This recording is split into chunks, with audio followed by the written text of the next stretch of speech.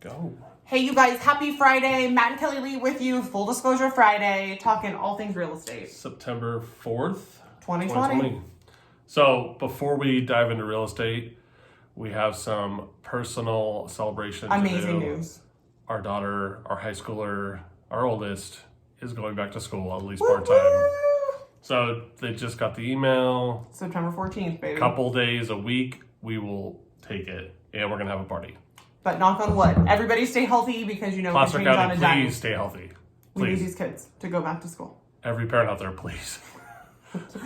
All right, you guys. So last week we talked about what is it like to be a buyer or a seller in the market right now. And one of the things we talked about being a buyer is that you need to be able to pull the trigger quickly. Right. Houses are flying off the market. I'm showing a buyer homes up in Pollock Pines on Sunday. I had made a whole itinerary worth of like 8 or 9 houses, and I just got a call that 2 of those houses are already pending. They just went on the market 2 days ago. So last week we talked about how it was critical to have your pre-approval from your lender, your proof of funds, your cover letter ready to go, and you have the availability to see homes ASAP when they hit the market.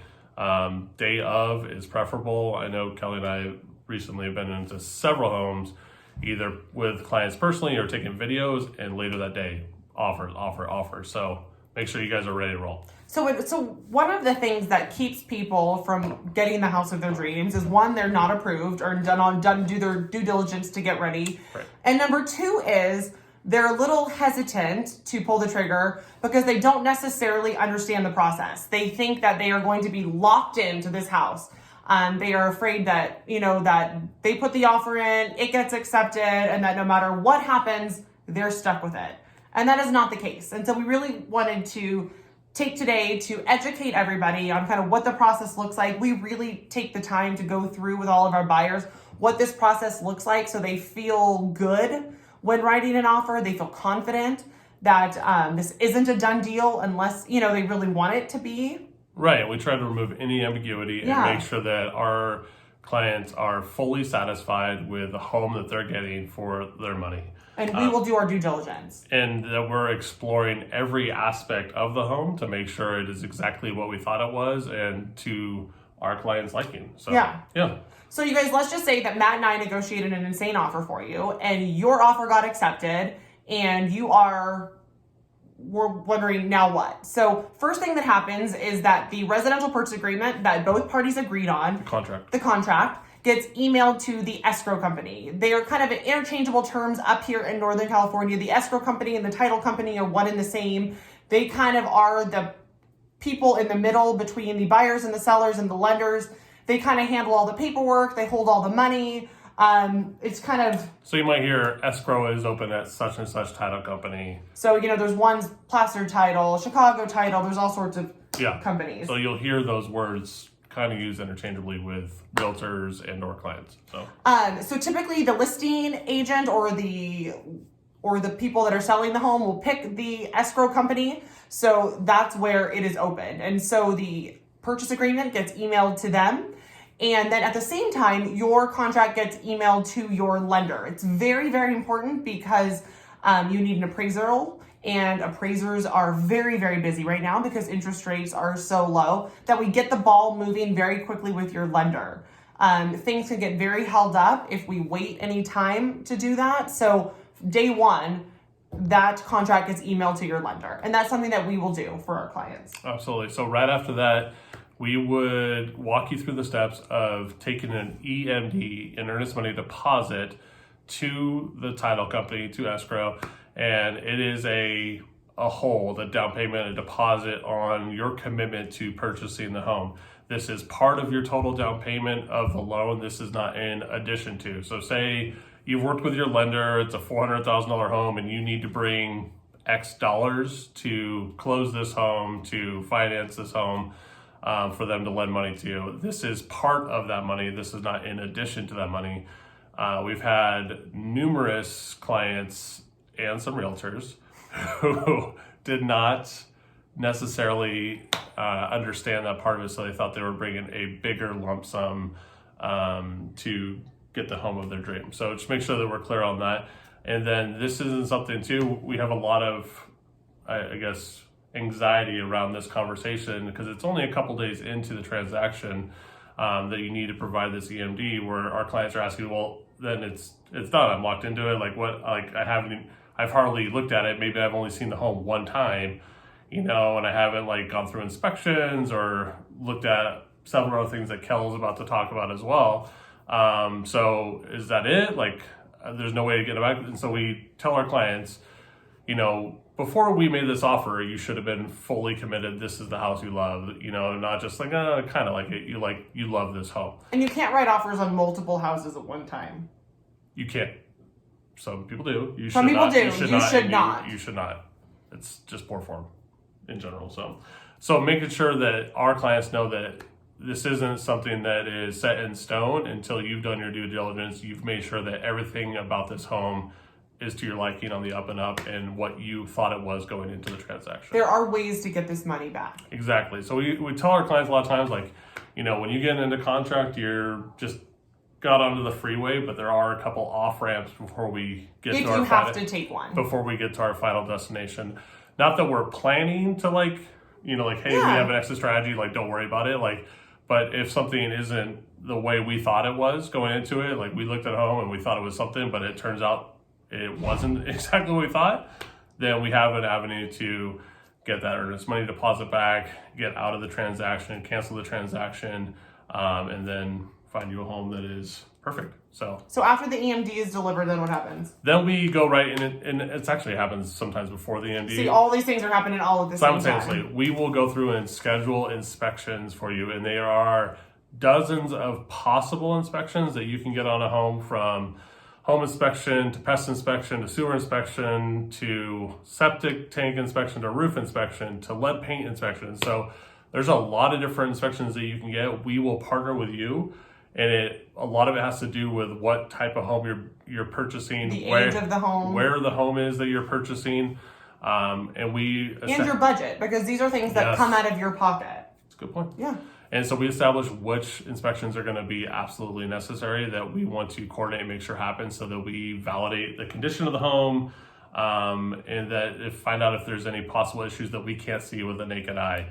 We've done several septic inspections, and we thought everything was great from the home inspection. Then the septic inspection happens, and then $7,000 to fix a massive issue. So we make sure that those things aren't hitting costs that will hit you after the home is purchased. So and we will be at all of these inspections. we love inspections. Oh, we do love inspections. And we love our inspectors too.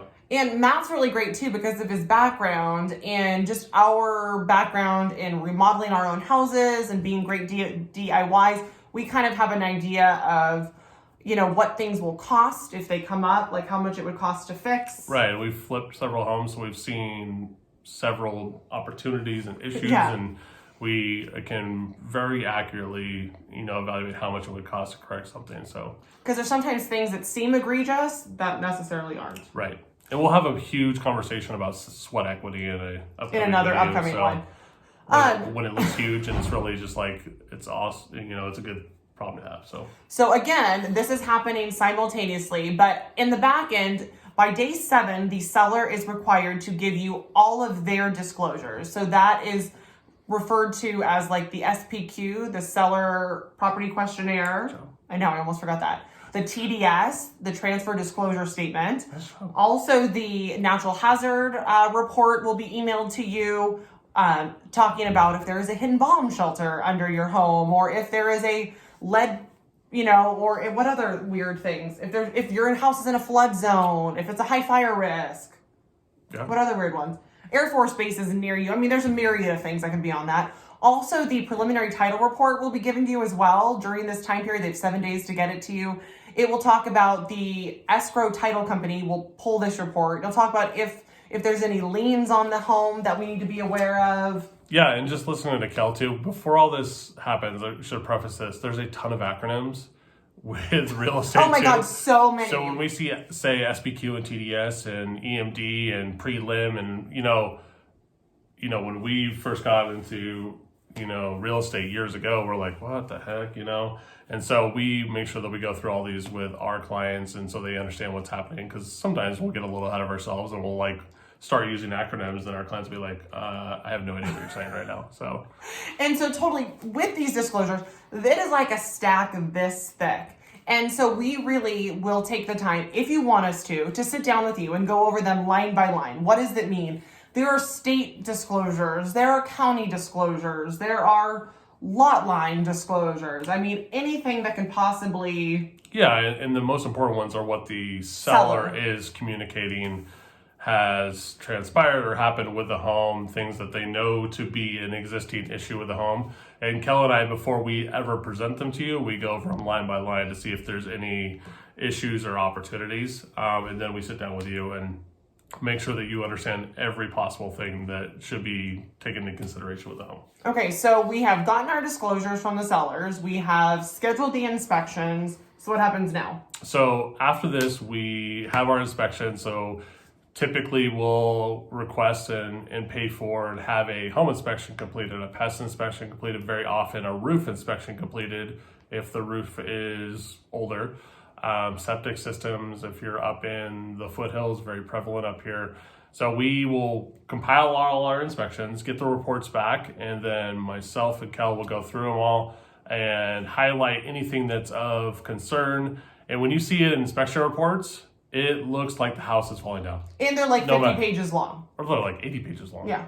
Yeah, so there's red and yellow and green, and you're like, oh my God, this house. And if you've never seen one before, you just want to like brace yourself. You're like, what? So we tell every client, like, do not freak out when you see a home inspection report, because it is super, super detailed and everything, which is what you want. And they're legally required to disclose everything they find. Yeah, like brush is too close to the house, needs to be trimmed back. There's small crack in driveway, like everything that you've ever noticed looking around your own home but never thought it was really important at all, it will be in that report. So absolutely. Hopefully with the good inspectors. So we will go over those. We'll sit down line by line and go over every aspect of the reports with you and talk about what's important, what's something that's kind of normal wear and tear on a home, what should be corrected first, what should be asked to be repaired by the sellers. Should we ask for credit from the sellers in lieu of them doing their own repairs so that we could take care of the repairs ourselves and make sure it's done properly, safely, by people that we trust and know, or by companies that we use all the time. So this is a good place to stop, you guys, because the next topic we're going to talk about, the request for repair and the first contingency removal, are really in-depth things that Matt and I really specialize in and we really pride ourselves in. So we're about 2 weeks through the process right now. Yeah, let's just say hypothetically we're about 14 days into your 30-day escrow. Everything's happened. We've scheduled reports and inspections. We got the reports back. We've evaluated. We've talked about disclosures. All those your things. Your appraisal is scheduled. Possibly, no, it probably wouldn't have happened yet, but no. We wish it would happen really quickly. But pretty close to. Yeah. Yeah. So now we're at about day 14, 15. We're about halfway through escrow. So next week we're going to talk about what happens the last 2 weeks. So we'll include appraisals, your lending partner, your first through third contingency removal, requests for repairs, final walkthroughs, buyer credits to the seller, and then signing docs, all that good stuff. So next week's going to be just as informative and just as fun. So you guys, hope you have an incredible Labor Day weekend. We are really, really loving doing this with you. If you have a topic you want us to talk about, please shoot us a message. We would love to cover whatever topics you guys want us to talk about. Right, and we're going to send out a couple posts over the weekend through the holiday about interest rates. Ooh, going to be exciting. The buying power. Super excited to shout those out. So, all right, you guys, have a great weekend, and we will see you next Friday. Bye, guys. Bye.